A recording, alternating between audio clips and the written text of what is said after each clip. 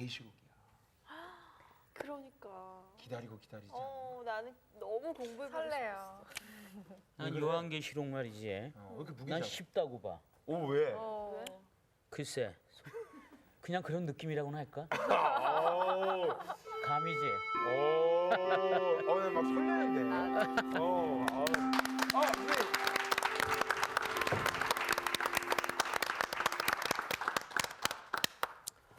잘 지내셨어요? 네. 네.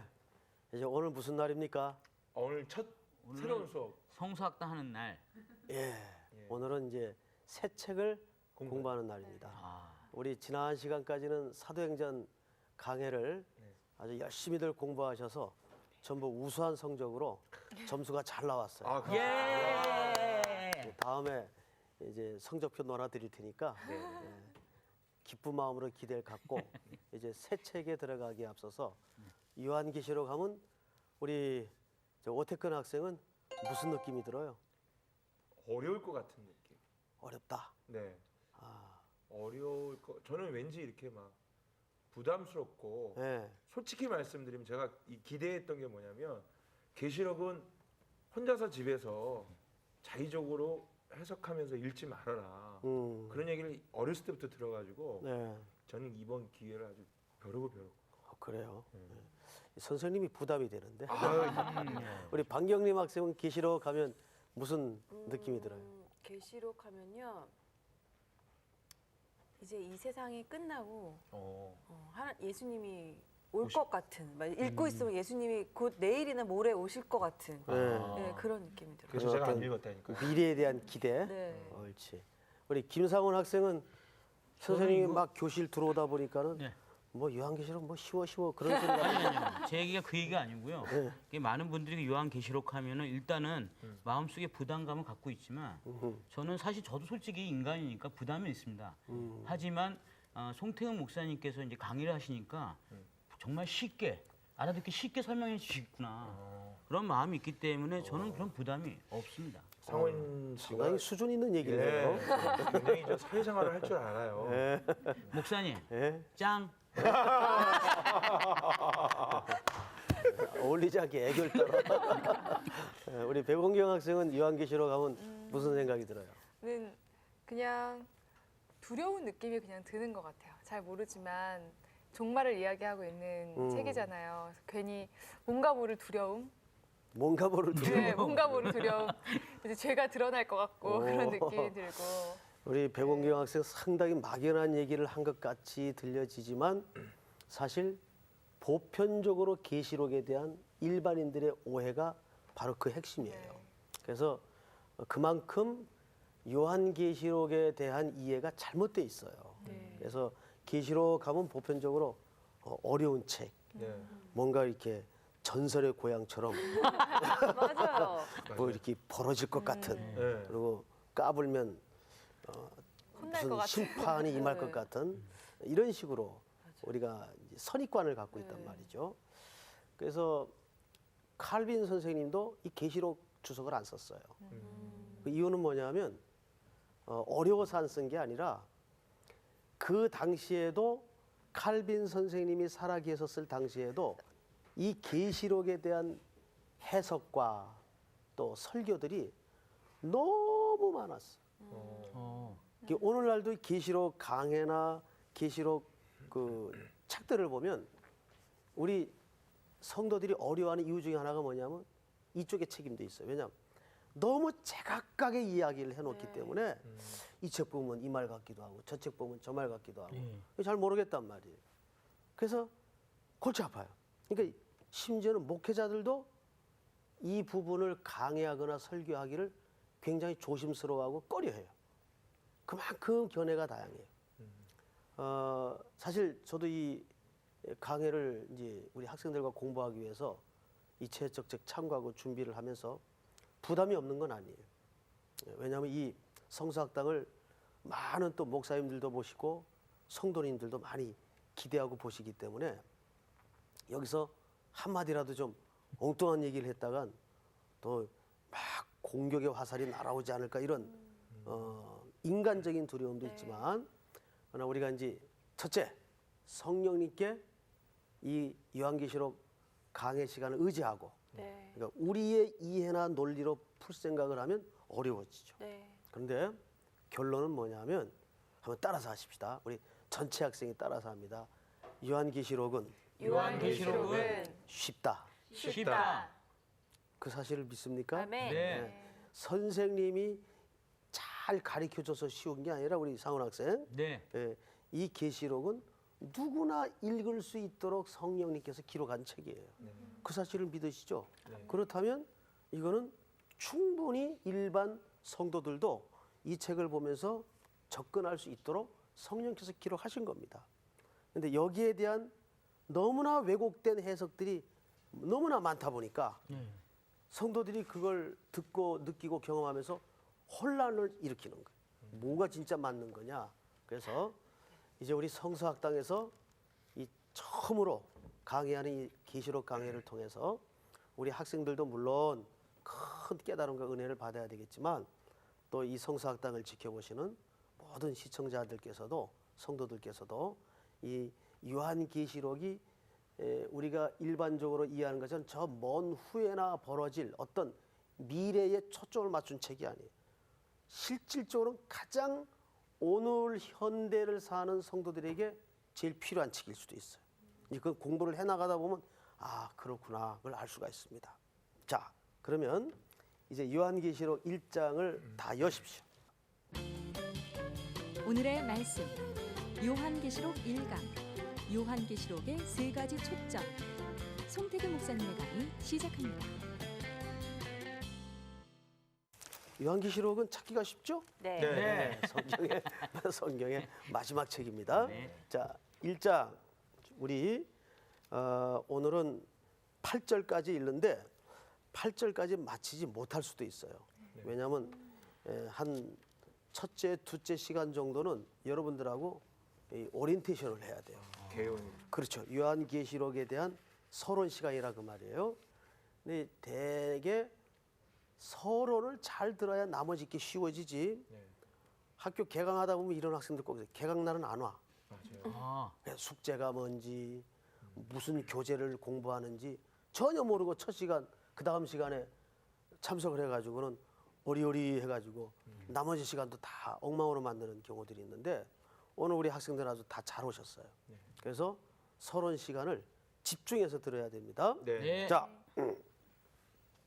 1절서부터 우리 저기 백원경 학생 네. 옆으로 순서대로 한번 읽어주시기 바랍니다.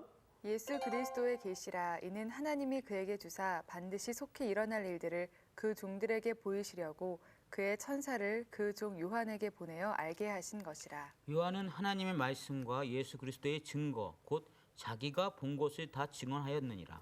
이 예언의 말씀을 읽는 자와 듣는 자와 그 가운데 기록한 것을 지키는 자는 복이 있나니 때가 가까움이라. 요한은 아시아에 있는 7 교회에 편지하노니 이제도 계시고 전에도 계셨고 장차 오실 이이시며 그의 보좌 앞에 있는 7 영과 또 충성된 증인으로 죽은 자들 가운데서 먼저 나시고 땅의 임금들의 머리가 되신 예수 그리스도로 말미암아 은혜와 평강이 너희에게 있기를 원하노라.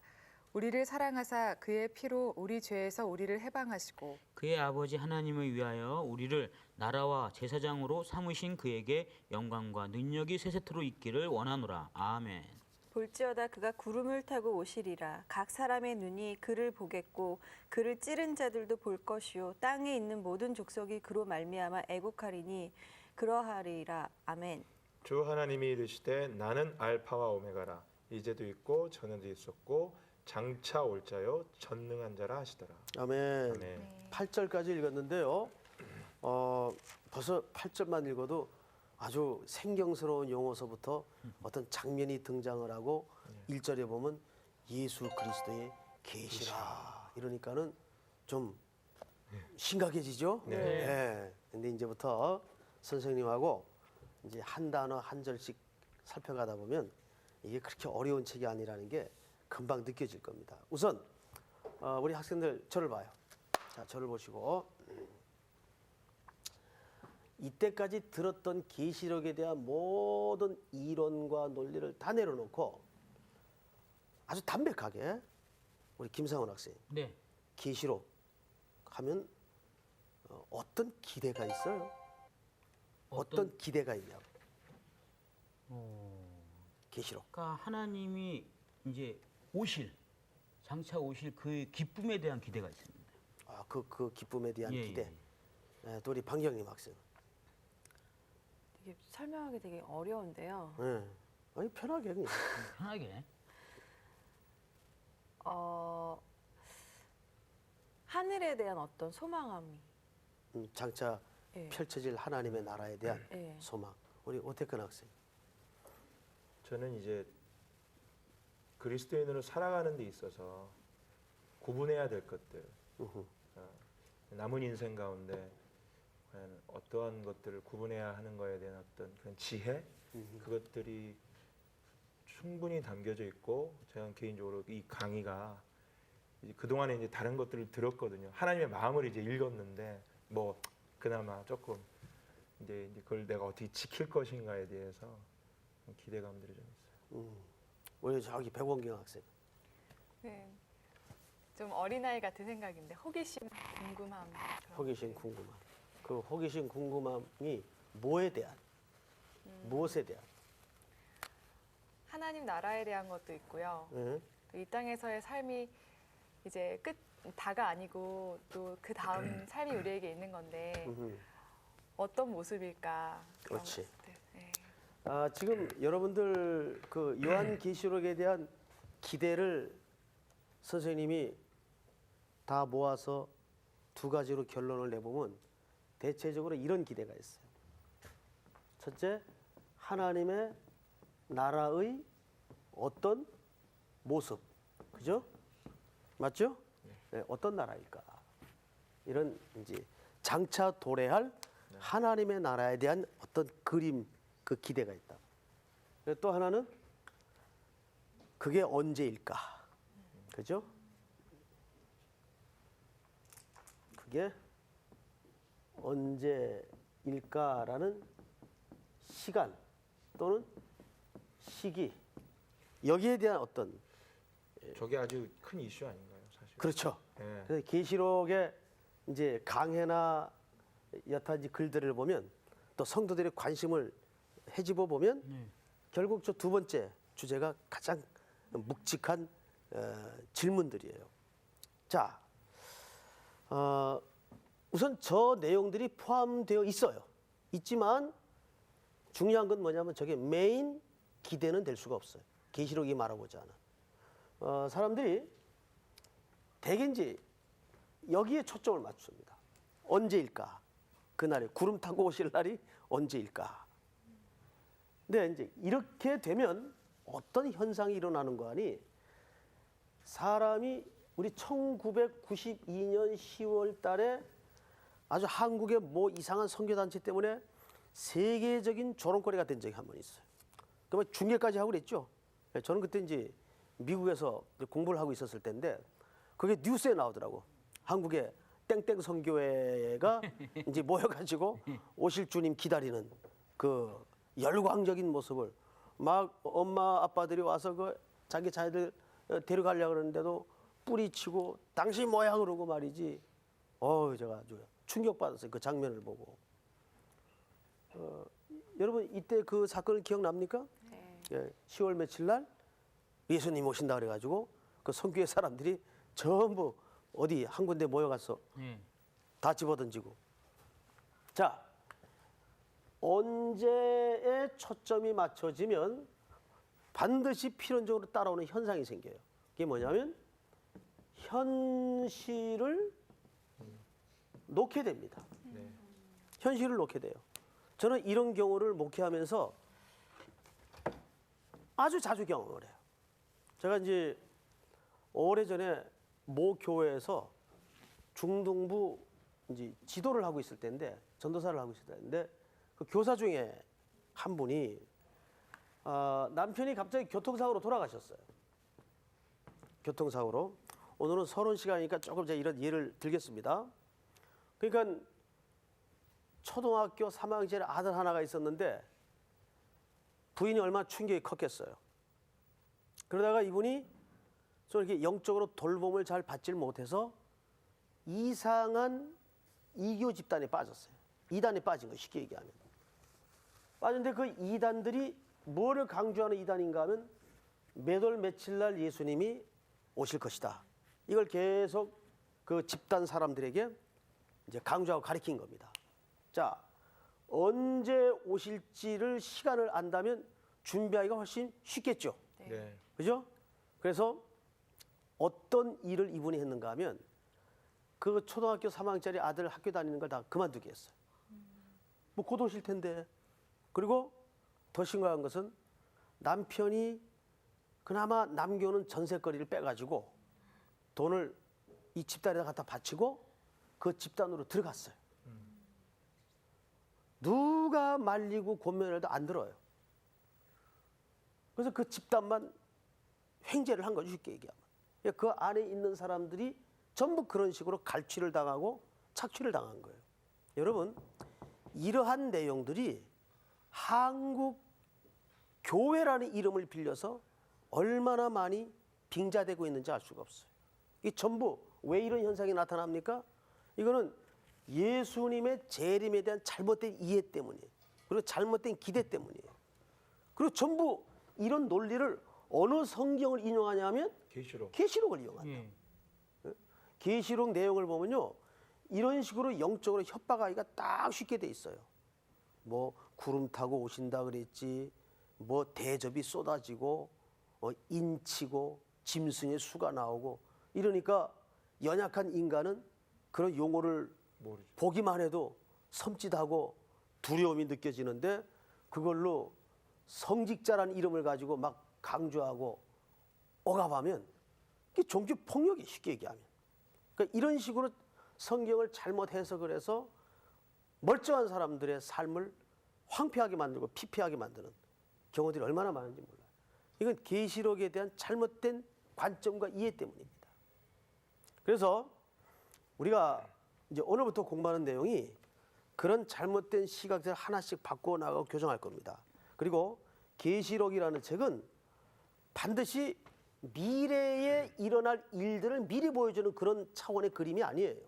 오늘 현실을 사는 성도들에게 이 말씀이 왜 필요하고 능력이 되는가. 어쩌면 가장 현실적인 책이 계시록이라는 책이에요. 그래서 세 가지 초점이 있어요. 세 가지 초점. 계시록은 이 계시록의 첫째 초점이 뭐냐면 세상에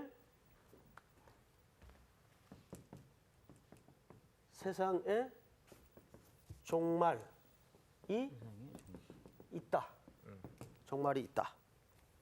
이게 초점이에요. 근데 여기서 말하는 종말의 의미에 대해서 선생님이 이 세 가지 초점을 다 설명하고 나서 다시 설명을 드릴 테니까 네. 두 번째, 첫 번째는 종말이 있는데 두 번째는 새 하늘과 새 땅과 새 나라, 새 사람이 임할 것이다. 새 하늘, 새 땅, 새 땅. 새 사람, 새 나라. 뭐 새 나라는 안 해도 됩니다. 새 사람. 새 사람. 여기에 대한 설명이 계시록의 전체를 흐르고 있어요. 그다음에 세 번째는 이 나라는 누가 들어가는 나라냐? 예수 그리스도를 구주로 영접한 사람만 들어가는 나라로서 요한계시록이 일관되게 설명되고 있어요. 그러니까 요한계시록은 크게 세 초점이 있어요. 첫째, 뭐가 있다? 종말이 있다. 두 번째는 새 하늘과 새 땅과 새 사람에 대한 설명이에요. 근데 이 나라는 누가 들어가느냐? 예수 그리스도를 구주로 영접한 사람만이 들어가는 나라예요. 그래서 이 계시록 전체 속에서 가장 중요한 주제가 계시라는 주제와 예수 그리스도라는 주제와 하나님의 나라입니다. 자, 그래서 지금부터 이 부분에 대해서 설명을 드리겠는데 1장 1절을 보세요. 1장 1절. 예수 그리스도의 뭐라 그랬어요? 계시라. 계시라 그랬어요. 계시라는 단어가 나옵니다. 또 조금 더 읽을까요?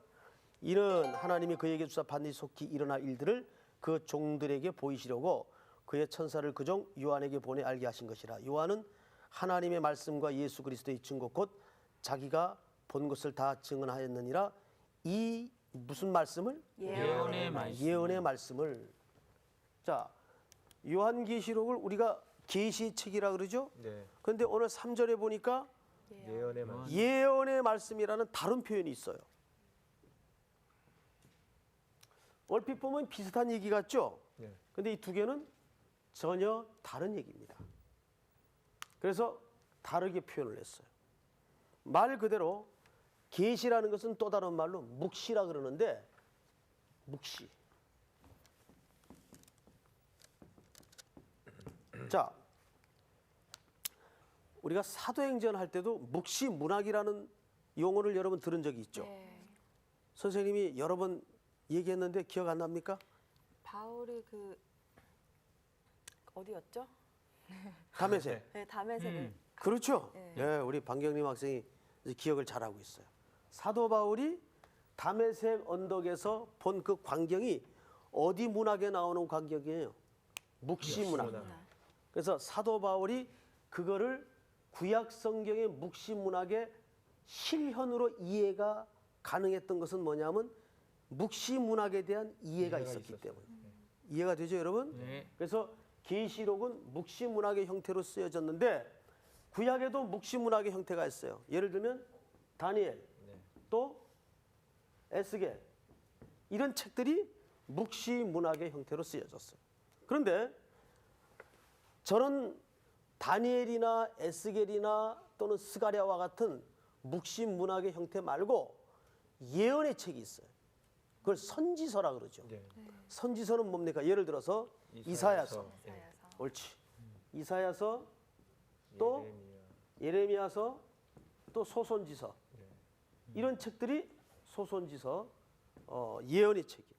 자, 그러면 계시와 예언서의 차이가 뭐냐면 아주 간단한 차이가 있어요. 첫째, 계시라는 책은 말 그대로 종말에 나타나는 그림을 보여준 거예요. 종말에는 이런 그림이 나타날 것이다. 이런 현상이 나타날 것이다. 종말에 관한 그림을 보여준 거예요. 근데 여기에 대한 종말의 이해는 제가 다시 설명을 드린다 그랬어요. 네. 저 시간, 어떤 역사의 끝에 벌어지는 그 종말을 말하는 게 아니에요. 자, 근데 예언은 뭐냐? 예언은 그 종말에 관한 그림이 하나님의 주권에 의해서 어떻게 운영되고 어떻게 펼쳐질 것인가. 그 프로세스를 포함한 내용이 예언서예요. 이해가 되죠? 네. 자, 정리합니다.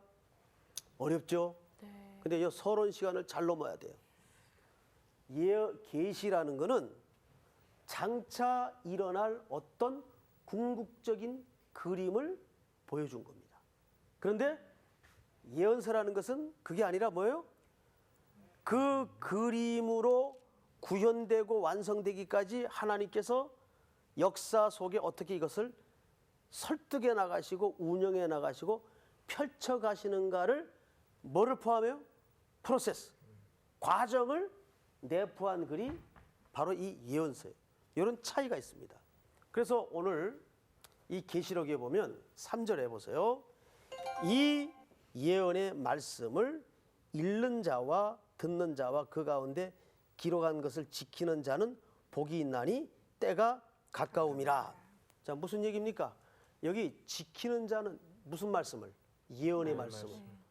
그러니까 이 예언의 말씀은 단순히 저 어떤 시간의 끝에 펼쳐지는 일을 말하는 것이 아니라 하나님께서 그 마지막 시간의 끝의 모습을 구현시키기 위해서 어떤 과정을 운영해 나가시는가에 성도들이 동참해야 된다 그 말이에요. 네. 이해가 돼요, 여러분? 네. 예. 자, 그다음에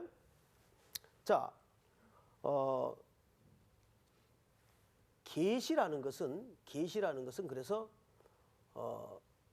그 계시가 구현되고 그 계시가 이루어지도록 예언의 말씀을 통해서 실현해 나가는 과정이죠. 이게 이제 계시와 예언의 차이입니다.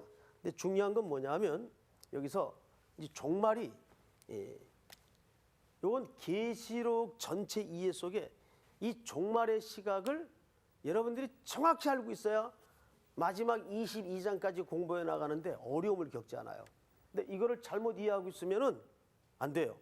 자, 우리 개혁주의 입장에서 종말은 언제부터 언제까지를 종말이라고 합니까? 우리 저기 오태근 학생. 예수님이 떠나시고 예수님이 다시 재림할 때까지 사이. 조금 더 구체적으로 말씀을 틀리지 않았는데 조금 덜 정확해요. 십자가의 사건부터 네. 다시 오시는 그 통째의 시간을 뭐라 그래요? 정말. 종말이라고 합니다. 보세요. 여기 십자가의 사건이 있죠? 이 사건서부터 다시 재림하는 이 전체의 기간을 우리 개혁주의 입장에서 또는 성경의 전체 시각에서 뭐라 그런다고요? 정말 종말이라고 그래요. 무슨 말인지 알겠죠? 그러니까 이거를 아예 머릿속에다가 이렇게 밀어 넣으세요.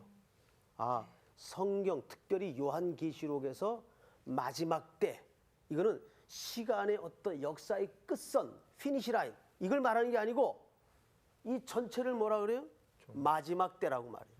그러면 지금 우리 학생들과 여기 선생님이 살아가고 있는 이 현실은 종말이 안 온 겁니까? 종말 속에 있는 겁니까? 정말 속에 있는 거. 그렇죠.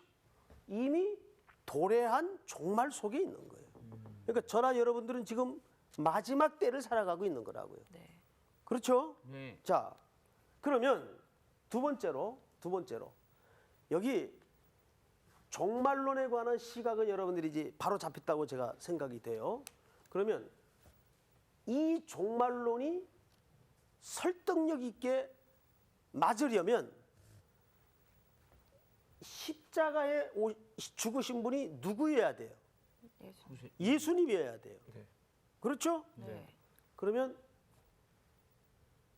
2000년 전에 저 갈보리 언덕에서 죽으신 그분이 예수님이라는 사실을 고백한 사람만이 이게 종말이 돼요.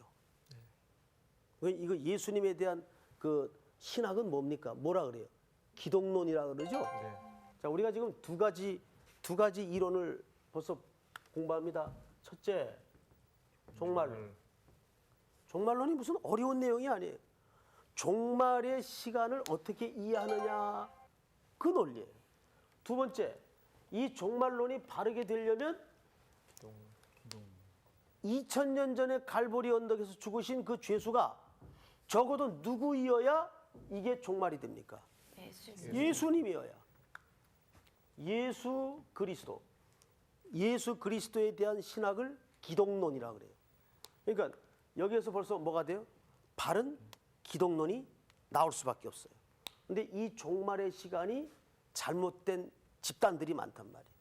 예를 들면 제가 사도행전 강의 때도 잠깐 언급을 했습니다마는 안식일 같은 경우에 안식교 같은 경우에는 2000년 전에 오신 그 예수님이 선지자예요. 우리를 위해 십자가에 죽으신 메시아가 아니란 말이에요. 지금도 그들은 누구를 기다리고 있어요? 유대교나 메시아. 같이 메시아. 메시아를 기다리고 있어요. 우리도 메시아를 기다리죠. 기다립니까? 안 기다립니까? 그런데 유대교가 기다리는 메시아와 다르죠. 지금 우리가 기다리는 메시아는 다른 메시아예요. 네. 맞죠? 네. 네. 자, 우리가 기다리는 메시아는 어떤 메시아입니까? 다시 오실. 다시 오실 메시아예요. 다시 오실 메시아. 근데 유대교나 안식교에서 기다리는 메시아는 이제 오실 메시아. 처음으로 오시는 메시아. 네. 그러면 2000년 전에 오셨던 분은 적어도 그들에게는 예수가 아닌 거죠. 선지자이지 예수가 아닌 거죠. 네.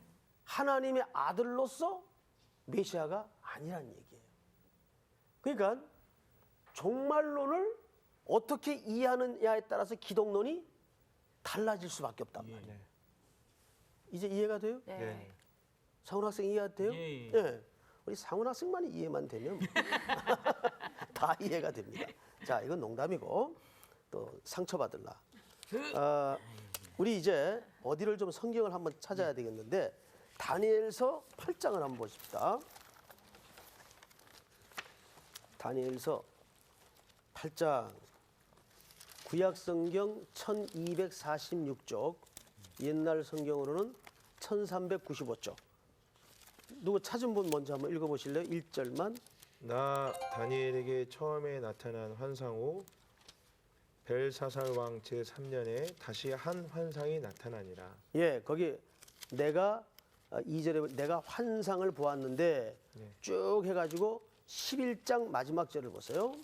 11장 마지막 절을 두고 한번 읽어보세요. 그가 장막 궁전을 바다와 영화롭고 거룩한 산 사이에 세울 것이나 그의 종말이 이르리니 도와줄 자가 없으리라. 자, 그다음에 12장 1절을 우리 상훈 학생 한번 읽어보시겠어요? 그때 내 민족을 호위하는 큰 군주 미가엘이 일어날 것이요 또 환란이 있으리니 이는 개국 이래로 그때까지 없던 환란일 것이며 그때에 내 백성 중에 책에 기록된 모든 자가 구원을 받을 것이라. 자, 책에 기록된 무슨 자가 모든 자가 구원을 받을 것이라. 여기서 말하는 책은 앞으로 펼쳐진 감추었던 책을 얘기하는데 사실은 계시의 내용을 얘기합니다. 자, 다시 오늘 본문으로 돌아가서 요한계시록 5장을 누가 열어보시기 바랍니다. 5절 6절을 우리 방경림 학생이 한번 읽어보세요. 장로 중에 한 사람이 내게 말하되 울지 말라. 유대 지파의 사자 다윗의 뿌리가 이겼으니 그 두루마리와 그 7인을 떼시리라 하더라. 내가 또 보니 보좌와 내 생물과 장로들 사이에 한 어린 양이 서 있는데 일찍이 죽임을 당한 것 같더라. 그에게 7뿔과 7눈이 있으니 이 눈들은 온 땅에 보내심을 받은 하나님의 7영이더라. 예, 여기 두루마리 책이 있었는데 그 인을 뗄 자가 없어서 울었어요. 누군가가 울고 있으니까 뭐라 그래? 울지 말라. 근데 그 책을 누가 연대요? 어린 양. 어린 양이요. 어린 양. 예수라 그랬어요? 어린 양이라 그랬어요? 어린 양이라 그랬어요. 예수와 어린 양의 표현은 사실상 같은 분을 설명하는데 왜 어린 양이라는 표현을 했을까요? 이 어린 양은 죽임을 당한 어린 양입니다.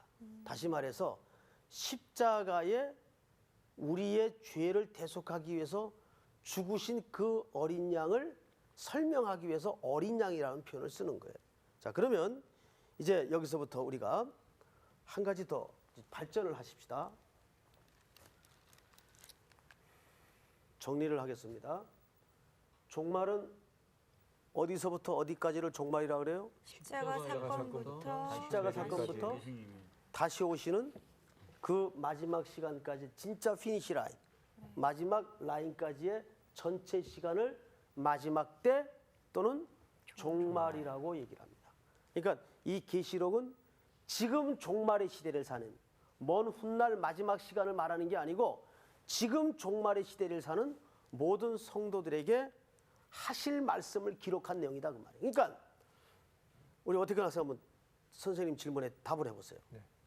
지금 계시록은 그렇다면 종말의 시대를 사는 사람들에게 보여주는 책이니까 오늘 성도들의 현실과 밀접해요, 밀접하지 않아요? 밀접해요. 가장 밀접한 책이에요. 그래서 여기에서 예수 그리스도에 대한 바른 이해가 연결이 됩니다. 기독론이. 적어도 이 종말을 그렇게 이해하려면 그때 2000년 전에 십자가에 죽으신 분은 적어도 누구여야 됩니까? 예수. 하나님의 아들로서 메시아야 돼요. 그 다음에 이분이 그렇게 죽음으로써 이 땅에 남겨진 선물이 하나 있어요. 이 땅에 남겨진 선물. 그분이 십자가에 죽고 부활 승천하심으로써 이 땅에 남겨진 선물이 뭘까요? 여러 개가 있는데요. 제자도 있고 성경 말씀. 제자, 성경 말씀. 자, 옳은 얘기인데 우리 상훈 학생 뭐라고요? 복음. 복음. 예, 예. 예, 말씀이 복음이고. 또 그걸 조금 통틀어서 한번 다른 표현 뭐 없을까요? 선생님 혼자 얘기하지 말고 네. 우리 학생들이 한번 같이 생각을 좀 해봐요. 구주를 고백하는 사람들. 그걸 다른 말로 뭐라 그래요? 성도? 크리스찬? 성도를 다른 말로 뭐라 그래요? 성도를 다음으로 세상이 감당치 못하죠. 잠이 확 깨네. 제자. 제자. 아까 나왔던 얘기. 예. 답이 나올 것 같지 않아요? 자녀? 자녀? 그걸 다른 말로 뭐라 그래? 자녀의 모임을 뭐라 그래? 교회. 교회. 그 교회란 말이에요. 그 쉬운 걸 뭐 이렇게 자꾸 돌아와요. 교회죠? 네. 예. 예수 그리스도께서 십자가에 죽으시고 나서 이 땅에 허락된 선물이 교회예요. 맞죠? 네. 교회는 말씀을 주셨고 뭐 또 뭘 주셨어요? 제자도 있고. 말씀을 주셨고 교육자를 주셨고 교회를 통해서 이루실 사명을 주셨단 말이에요. 네. 자, 그러면 이 계시록은 사실상 믿지 않는 사람에게 대상으로 쓰여진 책입니까? 믿는 사람에게 대상으로 쓰여진 책입니까? 믿는 사람. 믿는 자에게 대상으로 쓰여진 책이에요. 이걸 누가 썼어요? 사도 요한이 썼단 말이에요. 사도 요한. 사도 요한이 밤모섬에 유배되어서 이 종말의 그림을 하나님께로부터 받는 거예요. 왜냐하면 그 시기나 그 시대가 그만큼 성도들이 신앙을 붙잡고 살기에는 너무 극악하고 어려웠던 시대예요. 그래서 그들이 더 이상은 흔들리지 않도록 하나님께서 그림을 보여주시는 거예요. 그림을. 무슨 말인지 알겠죠? 네. 자, 그런데 여기서 우리가 한 가지 질문이 있어야 돼요. 질문이 뭐냐면 왜 요한계시록을 하나님께서 그렇게 그림 언어로 많이 설명하셨을까? 그러게요. 서술식으로 쭉쭉쭉 그냥 써서 하면 더 이해가 쉬울 텐데 여기에는 몇 가지 이유가 있어요. 혹시 여러분 이런 경험 안 해봐요? 우리 백원경 학생 한번 대답을 좀 해보세요. 그런 경험을 했을 것 같아요. 얼굴을 보니까. 뭘까? 제 질문을 잘 들어봐요. 자기가 언어로는 도저히 표현할 수 없는 어떤 환히 넘은 환희스러움을 경험할 때 있죠. 너무 감당할 수 없는 기쁨. 그럴 때는 그게 말로 설명이 돼야 안 돼요. 안 돼요. 글로 표현이 돼야 안 돼요. 안 돼요. 안 된단 말이에요. 그렇듯이 이 계시록은 하나님께서 인간들에게 글자나 언어로 설명하기엔 감당이 안 되는 내용들이 있단 말이에요. 너무나 장엄하고 엄청난 복된 내용들이기 때문에 예를 들어서 이제 우리 제가 상훈 학생한테 한번 물어볼게요. 네. 서울이 얼마나 큽니까? 서울이요? 네. 서울이 이따만큼. 이따만큼 거의 유치원 수준에 예, 서울이 크다는 걸 여러 가지로 표현할 수 있죠. 네. 뭐 가로 몇 킬로에 세로 몇 킬로에 뭐 지름이 얼마니? 그렇지. 네.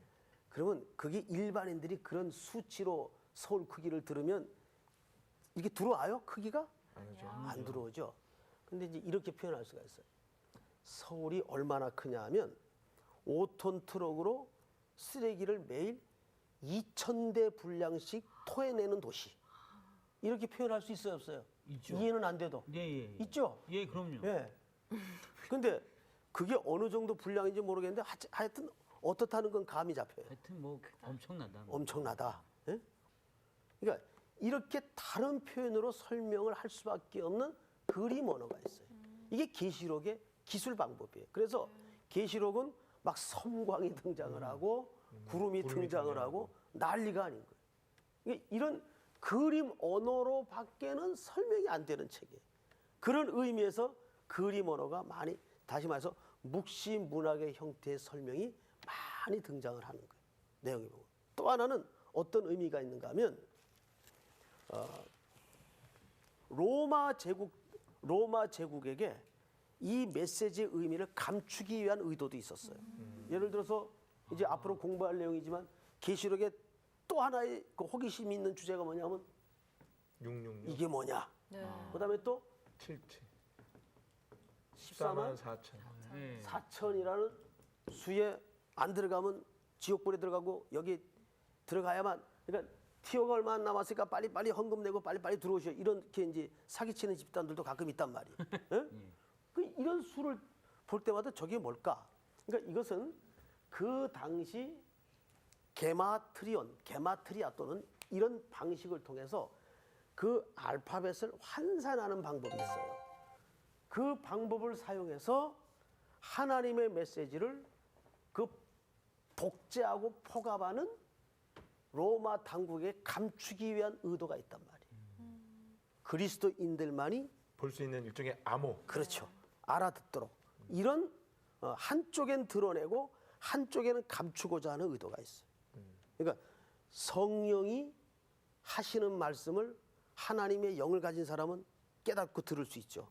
그런데 눈이 닫히고 영이 없는 사람은 아무리 설명을 해도 이게 무슨 말인지 모르는 거예요. 네. 그러니까 이런 양쪽에 둘 다 메시지가 있는 거예요. 그리고 마지막으로